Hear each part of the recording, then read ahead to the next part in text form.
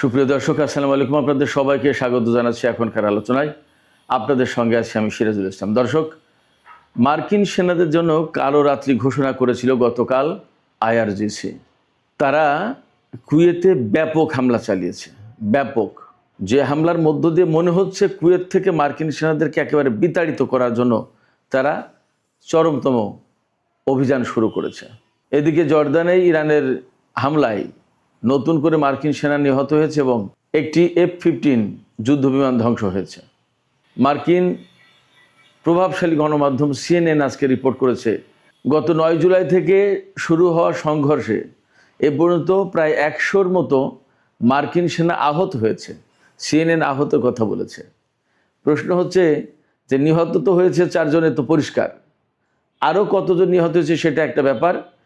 এই প্রেক্ষাপটে মানে মার্কিন সেনা হতাহতের ঘটনা কত বড় হলে মার্কিন প্রেসিডেন্ট ডোনাল্ড ট্রাম্প তার ট্রুথ সোশ্যালে পোস্ট দিয়ে নির্দেশনা দিয়েছেন মার্কিন যুদ্ধমন্ত্রী, মার্কিন সামরিক বাহিনীর প্রধান এবং সংশ্লিষ্ট সেনা কর্মকর্তাদেরকে যে ইরানের বিরুদ্ধে চরমতম প্রতিশোধ নিতে হবে। তিনি বলেছেন যে ইরানের কাছ থেকে চরম মূল্য আদায় করতে।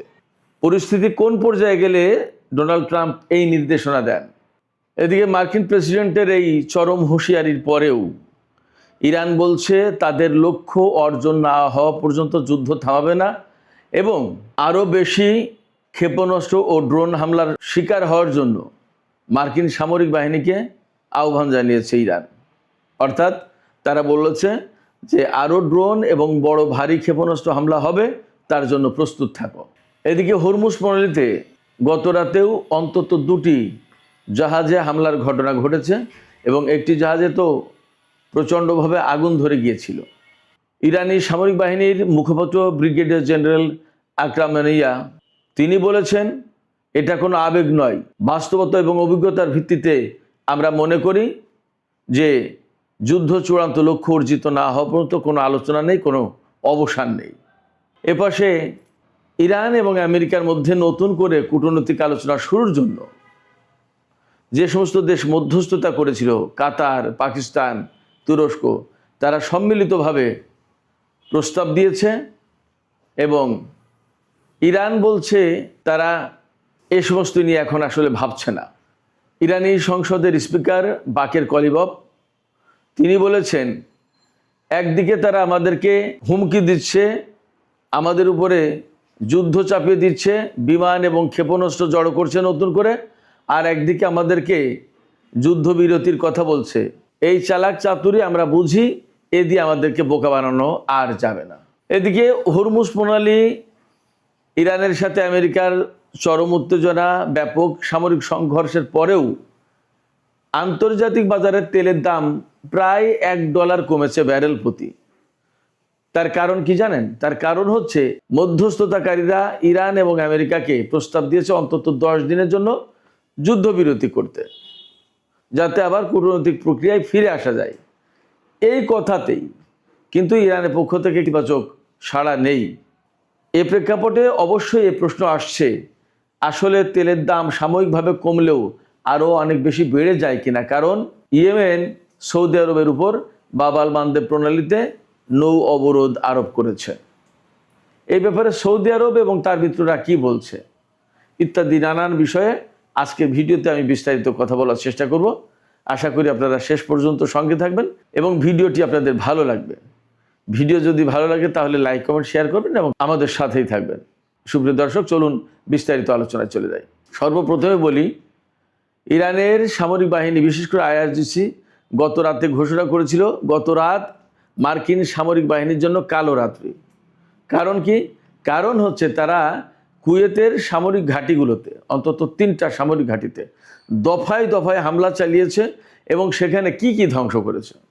সেখানে ধ্বংস করেছে আলী আল সালেম ঘাঁটিতে হামলা চালিয়ে দীর্ঘপাল্লা রাডার, যোগাযোগ centre, communication centre, satellite receiving system এবং ক্ষেপণাস্ত্র প্রতিরক্ষা রাডারে মিসাইল এবং ড্রোন দিয়ে হামলা চালিয়েছে ইরান। এবং এই যেগুলো হামলার লক্ষ্যবস্তু ছিল সেগুলো মোটামুটি প্রায় সব ধ্বংস হয়ে গেছে। শুধু তাই না, এই আলী আল সালেম বিমান ঘাঁটিতে মার্কিন MQ-9 রিপার ড্রোনের হ্যাঙ্গার ছিল, সেখানেও হামলা চালিয়েছে এবং সেগুলো ব্যাপকভাবে ক্ষতিগ্রস্ত হয়েছে বা ধ্বংস হয়েছে বলে IRGCর পক্ষ থেকে দাবি করা হয়েছে। এদিকে আহমদ আল জাবের বিমান ঘাঁটিতে ইরান গত রাতে ব্যাপক হামলা চালিয়েছে। সেখানে যা যা ধ্বংস হয়েছে তার ভেতরে আর্লি ওয়ার্নিং রাডার, ক্ষেপণাস্ত্র প্রতিরক্ষা রাডার, FPS-117 দীর্ঘপাল্লার রাডার সিস্টেম, পেট্রিয়েট ক্ষেপণাস্ত্র ব্যবস্থা এবং স্যাটেলাইট যোগাযোগ ব্যবস্থা ধ্বংস হয়েছে। এদিকে আগেই বলেছি আমি, জর্দানের একটি সামরিক ঘাঁটিতে ইরান গত রাতেও হামলা চালিয়েছে এবং সেখানে বেশ কয়েকজন মার্কিন সেনা হতাহত হয়েছে এবং একটি F-15 খুবই গুরুত্বপূর্ণ জঙ্গি বিমান, সেই যুদ্ধ বিমান ধ্বংস হয়েছে। গত রাতের এই ব্যাপক অভিযানের পর ইরান বলেছে এই অভিযান এখানে শেষ নয়। এবং কখন বলছে এই কথা?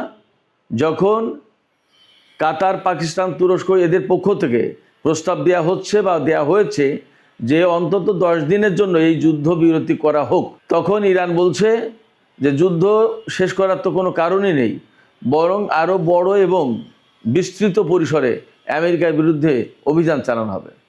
IRGC বলছে মধ্যপ্রাচ্য আমেরিকার না, এই অঞ্চলের কেউ নয় আমেরিকা, অতএব এই অঞ্চল থেকে তাদেরকে ছেড়ে যেতেই হবে। যতক্ষণ পর্যন্ত তারা না ছেড়ে যাচ্ছে ততক্ষণ পর্যন্ত এই হামলা অব্যাহত থাকবে। গত রাতে ইরানের এই হামলার আগে অবধারিতভাবে মার্কিন বাহিনী হামলা শুরু করে ইরানের বিরুদ্ধে এবং ইরানের দক্ষিণ অঞ্চলে বিভিন্ন টার্গেটে হামলা করেছে তারা। এর ভিতরে হরমুজ প্রণালীর এলাকায় অন্তত 2টি জাহাজে, তেলবাহী জাহাজে হামলা হয়েছে। একটি জাহাজে কিভাবে বিস্ফোরণ ঘটেছে শিওর না, এটা হতে পারে মাইন বিস্ফোরণে অথবা ইরানের হামলা, কিন্তু এটা পরিষ্কার এখনও কোনো বক্তব্য আসেনি। এই হামলার প্রেক্ষাপটে জাহাজটিতে ব্যাপকভাবে আগুন ধরে যায় এবং তাৎক্ষণিকভাবে জাহাজের যত ক্রু নাবিক যারা ছিল তারা লাইফ বোট নিয়ে তারা সমুদ্রে নেমে পড়ে, তাদেরকে উদ্ধারের প্রচেষ্টা চালানো হচ্ছে। আমি খবর যখন করেছি তখন, অর্থাৎ বেশ খানিক আগের কথা, হয়তো এতক্ষণে উদ্ধার হয়ে গেছে। এই যে মার্কিন হামলা পাল্টা হামলার ঘটনা ঘটছে, এর প্রেক্ষাপটে বিশেষ করে জর্দানে যে বহু সংখ্যক সেনা হতাহত হয়েছে, আর আসলে মার্কিন বাহিনী বিমান, ক্ষেপণাস্ত্র প্রতিরক্ষা ব্যবস্থা, তারপরে ড্রোন এবং হেলিকপ্টার বহু সংখ্যক ধ্বংস হয়েছে। একথা তারা যতই লুকিয়ে রাখার চেষ্টা করছে আসলে পারছে না। নিউ ইয়র্ক টাইমস, তারপরে CNN বিভিন্ন জায়গায় টুকটাক কম বেশি ফাঁস করে দিচ্ছে। এই অবস্থায় ভেতরে ভেতরে খবর তো মার্কিন প্রেসিডেন্ট ডোনাল্ড ট্রাম্প জানেই। ডোনাল্ড ট্রাম্প ঘোষণা করেছে যে ইরানকে এর জন্য চড়া মূল্য দিতে হবে। ট্রাম্প বলছে যে যতটা মার্কিন সেনা নিহত হয়েছে তার প্রতিটি সেনার বিপরীতে ইরানিদেরকে অনেক বেশি মূল্য দিতে হবে। তার মানে ধরুন একটা মার্কিন সেনা নিহত হলে তারা হয়তো 10 জন ইরানি সেনা হত্যা করার চেষ্টা করবে। ইঙ্গিত কিন্তু এইরকম। ডোনাল্ড ট্রাম্প ট্রুথ সোশ্যালে একটা পোস্ট দিয়েছেন। সেই পোস্টে তিনি মার্কিন যুদ্ধমন্ত্রী পিট হেগসেট, তারপরে জয়েন্ট চিফস অফ স্টাফের চেয়ারম্যান জেনারেল ড্যান কেইন এবং বিভিন্ন সেকশনের বড় বড় সামরিক কর্মকর্তা যারা, তাদেরকে এই নির্দেশনা বাস্তবায়নের কথা বলেছেন ডোনাল্ড ট্রাম্প। ট্রুথ সোশ্যালের যে পোস্ট দিয়েছে সেই পোস্টের মাধ্যমে কিন্তু এই নির্দেশনা দেওয়া হয়েছে। এর মানে হচ্ছে আমেরিকা ইরানের বিরুদ্ধে এই সেনা হত্যার ব্যাপক প্রতিশোধ নেওয়ার চেষ্টা করছে। এর আগে আমেরিকার হামলায় ইরানের 7 জন সেনা মারা গেছে, কিন্তু সেই সময় ইরানও বলেছিল আমরা পাল্টা হামলা চালাবো এবং এর মূল্য পরিশোধ করতে হবে আমেরিকাকে। তো এই যে হুমকি, পাল্টা হুমকি, এতে যুদ্ধ বন্ধের কোনো প্রেক্ষাপট, কোনো কারণ আলামত তো আমরা দেখছি না। অথচ পাশে মার্কিন পররাষ্ট্রমন্ত্রী মার্কো রুবিও বলছে যে আমাদের কূটনীতিক দরজা খোলা, এবং এই যে মধ্যস্থতাকারীরা তারা যে প্রস্তাব দিয়েছে যুদ্ধ বন্ধে, সেই যুদ্ধ বন্ধের প্রস্তাব কিন্তু মূলত আমি মনে করি আবার নতুন করে আমেরিকার পক্ষ থেকে যুদ্ধবিরতির একটা চেষ্টা চালানো হচ্ছে। এর আগেও আমরা বারবার দেখেছি যে চুক্তি চুক্তি চুক্তি চুক্তি এইগুলো করতেই থাকে এবং এক পর্যায়ে ইরানও রাজি হয়ে যায় এবং বসে। এবার মনে হচ্ছে না যে ইরান এই রকমের চুক্তিতে বা এই রকমের আলোচনায় যাবে যুদ্ধ বাদ দিয়ে। ইরান বলছে, পরিষ্কার করে বলেছে যে আমরা আবার যুদ্ধবিরতি দিলে তারা আবার এই যুদ্ধবিরতি সুযোগে নিজেদেরকে গুছিয়ে নিয়ে আবার আমাদের উপর হামলা চালাবে। এই অভিজ্ঞতা আমাদের বারবার হয়েছে, সেক্ষেত্রে আমরা এবার আর এই সমস্ত ভিতরে নেই, আমরা যে অবস্থা আছি এর একটা চূড়ান্ত পরিণতির দিকে যাব। এবং আমরা দেখতেও পাচ্ছি আমেরিকা কিন্তু বিপুল সংখ্যক বিমান আনছে, F-16 এবং F-35 বিমান আনছে জার্মানি এবং ব্রিটেন থেকে। এবং ব্রিটিশ প্রধানমন্ত্রী যে বার্নহ্যাম নতুন প্রধানমন্ত্রী হলেন, তার ক্ষমতা নেওয়ার সাথে সাথেই ডোনাল্ড ট্রাম্প তাকে ফোন করেছেন এবং তাকে চাপাচাপি করছেন যে ব্রিটিশ দুটো ঘাঁটি আমেরিকাকে ব্যবহার করতে দিতে হবে। এর আগে কিয়ার স্টারমার তিনি কিন্তু ব্রিটিশ ঘাঁটি ব্যবহার করতে দিতে চাননি। এটা নিয়ে অনেক টানাপোড়েন হয়েছে ব্রিটেন এবং আমেরিকার মধ্যে। নতুন প্রধানমন্ত্রী কি করেন সেটা একটা ব্যাপার, কিন্তু এরই মধ্যে তার উপর চাপ সৃষ্টি করেছেন ডোনাল্ড ট্রাম্প। সেক্ষেত্রে যুদ্ধবিরতির প্রত্যাশাটা কিন্তু প্রকাশ্যে আমেরিকা করছে না, ভেতরে ভেতরে বলছে। আবার তাদের যুদ্ধ প্রস্তুতি এবং ইরানের উপরে ব্যাপকভাবে হামলা এগুলো কিন্তু কন্টিনিউ চলছে। এই অবস্থায় যুদ্ধবিরতির কথা বললেও এবং তেলের দাম কিছুটা কমলেও আসলে বিশ্ববাজার কী হবে সেটা কিন্তু দারুণভাবে অনিশ্চিত। কারণ এরই মধ্যে গত রাতে হরমুজ প্রণালীতে দুটো জাহাজ আবার হামলার শিকার হয়েছে এবং ইরান পরিষ্কার করে বলেছে এবং বিশ্বের বিভিন্ন জাহাজ কোম্পানি, জাহাজের যে সমস্ত মালিক তাদের কাছে বার্তা পাঠিয়েছে যে আপনারা কেউ আমেরিকার দেওয়া নিরাপত্তার উপরে ভরসা করবেন না প্লিজ হরমুজ প্রণালীতে, কারণ আমেরিকার দেওয়া নিরাপত্তায় কোনো জাহাজ নিরাপদে বের হতে পারবে না। সেক্ষেত্রে IRGC বা ইরান যে রুট দিয়েছে সেই রুটেই জাহাজ পরিচালনা করুন এবং নিরাপদে আপনাদের জাহাজ বের করে নিন। আমেরিকার দেওয়া পথে গেলেই বিপদ, নিরাপত্তা থাকবে না, সেক্ষেত্রে সিদ্ধান্ত আপনাদের। তার মানে দাঁড়াচ্ছে যে হরমুজ প্রণালীতে ইরানের কন্ট্রোল মানতে হবে, এর বিকল্প নেই। যদি না মানে অমনি হামলা পাল্টা হামলার ঘটনা। তার মানে দাঁড়াচ্ছে হরমুজ এখনও কিন্তু অনিশ্চিত। এপাশে ইয়েমেনের হুতিরা বাব আল মানদেব প্রণালীতে সৌদি আরবের উপরে ব্লকেড আরোপ করেছে। এই ব্লকেড আরোপ করেছে, এরপরে সৌদি জোট নিন্দা জানিয়েছে এবং বলছে যে এটা আন্তর্জাতিক আইনের লঙ্ঘন। তো প্রশ্ন হচ্ছে, এটা যদি আন্তর্জাতিক আইনের লঙ্ঘন হয় তাহলে 12 বছর ধরে ইয়েমেনের উপরে যে আকাশপথে, নৌপথে, স্থলপথে সব অবরোধ দিয়ে রেখেছে সেটা আইনের লঙ্ঘন কিনা, সেটা মানবতা লঙ্ঘন হয় কিনা সে প্রশ্ন থেকে যাচ্ছে। পাশাপাশি ইয়েমেনের হুতিরা যে অবরোধ আরোপ করেছে এটা তো একদম হালকা কোনো ব্যাপার না। তারা তো ঘোষণা দিয়েছে এবং শক্ত অবস্থান নিয়েছে।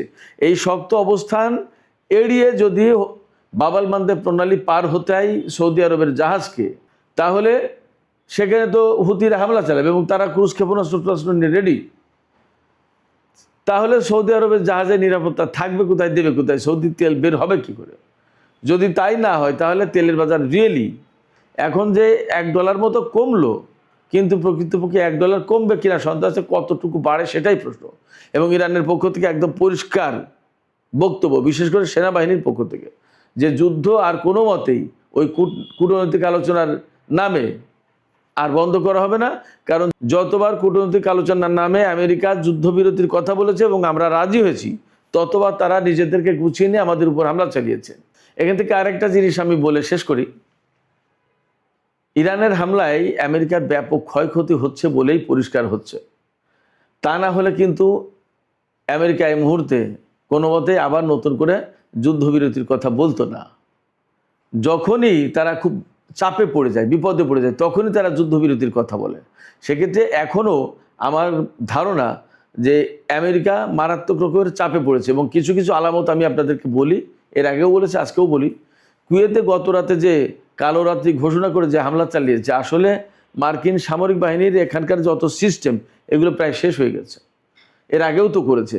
এরপরে বাহরাইন, সংযুক্ত আরব আমিরাত, কাতার, এই সমস্ত জায়গায় একদম মোটামুটি শেষ। গতকালকে একটা খবর দেখলাম জর্দানের, যে আর যদি আগামী 2-1 দিন হামলা চালায়, এইভাবে হামলা অব্যাহত রাখে ইরান, তাহলে জর্দানে কোনো বিমান ঘাঁটি আর মানে সচল থাকবে না, সব অচল হয়ে যাবে। তাহলে মধ্যপ্রাচ্যে কোনো ঘাঁটি ব্যবহার করে আমেরিকা আর বিমান হামলার মতো কোনো ব্যবস্থা মনে হয় তারা করতে পারবে না। এবং আমরা লক্ষণটা দেখছি কি, এই উপসাগরীয় অঞ্চল থেকে গুটি আস্তে আস্তে জর্দান, ইসরায়েল ওই দিকে চলে গেছে কিন্তু আমেরিকা। তার মানে এই সমস্ত অঞ্চল অর্থাৎ এই ইরাক, কুয়েত, সৌদি আরব, বাহরাইন, কাতার, সংযুক্ত আরব আমিরাত, এই সমস্ত এলাকায়, এই সমস্ত দেশে আমেরিকার ঘাঁটিগুলো আর ভালো নেই, এখান থেকে খুব একটা কাজ করতে পারছে না আমেরিকা। যেটুকু অবশিষ্ট আছে সেগুলোও ধ্বংস করে দেওয়ার চেষ্টা করছে। তার মানে এই জায়গা থেকে গুটি আস্তে আস্তে আস্তে আস্তে জর্দান, ইসরায়েল ওই দিকে তাড়িয়ে দিচ্ছে। এর মানে দাঁড়াচ্ছে মধ্যপ্রাচ্য থেকে আসলে মার্কিন সামরিক বাহিনী বিদায় নেবে কি নেবে না সেই প্রশ্ন এসে সামনে দাঁড়াচ্ছে। ইরান চূড়ান্তভাবে মধ্যপ্রাচ্য থেকে মার্কিন বাহিনীকে একদম উৎখাত করে দেওয়ার চেষ্টা করছে। বর্তমান যে যুদ্ধ, তার যে চরিত্র, তার যে বৈশিষ্ট্য, তার থেকে মোটামুটি এমনই আমার কাছে মনে হচ্ছে। আপনাদের কাছে কি মনে হচ্ছে জানি না। আপনাদের কাছে কি মনে হচ্ছে, আপনারা কেমন করে দেখছেন, কি ভাবছেন, সেটা কমেন্টে জানাতে পারেন। সুপ্রিয় দর্শক, এখনকার আলোচনা এখানেই শেষ করতে চাই। আপনারা সবাই অনেক অনেক ভালো থাকুন। আল্লাহ হাফেজ।